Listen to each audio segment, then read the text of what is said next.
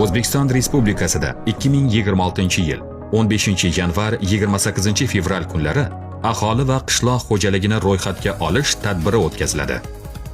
Bu mamlakatimizdagi har bir fuqaro va xo'jalik haqida aniq ma'lumot to'plash, kelgusidagi ijtimoiy-iqtisodiy rejalarni belgilashda muhim qadam.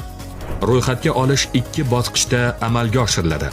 Birinchi bosqich 15-31 yanvar 17 kun davomida fuqarolar census.stat.uz sayti orqali One ID tizimi yordamida onlayn ro'yxatdan o'tish imkoniga ega bo'ladi. Bu qulay, tez va zamonaviy usul bo'lib, uydan chiqmasdan ro'yxatda qatnashish imkonini beradi. Ikkinchi bosqich 4-28 fevral mahalla yettiligi a'zolari uyma-uy yurib, planshetlar orqali ro'yxatga olish jarayonlarini amalga oshiradi. Bu bosqichda har bir xonadonga borilib, shaxsiy ma'lumotlar aniqlanadi.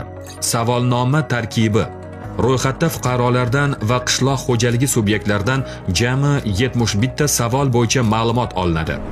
Aholiga oid 54 ta savol: yosh, ta'lim, ish bilan bandlik, yashash sharoiti va hokazo. Qishloq xo'jaligiga oid 17 ta savol: yer maydoni, chorva soni, ekin turlari va hokazo. Ma'lumotlar maxfiyligi kafolatlanadi. Shaxsga doir ma'lumotlar qonun bilan muhofaza qilinadi.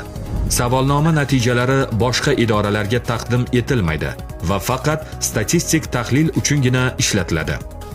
Aholi va qishloq xo'jaligini ro'yxatga olish. Nima uchun bu muhim? Ro'yxat natijalari davlatga aholining haqiqiy soni va tarkibi haqida aniq tasavvur beradi.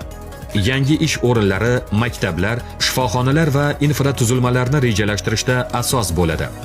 Qishloq xo'jaligidagi resurslarni to'g'ri taqsimlash imkonini yaratadi. Onlayn ro'yxatdan o'tgan fuqarolar tasodifiy tarzda tanlanib, maxsus sovg'alar bilan taqdirlanadi. Ro'yxatga olish savolnomasiga o'tish uchun QR kodni skanerlang.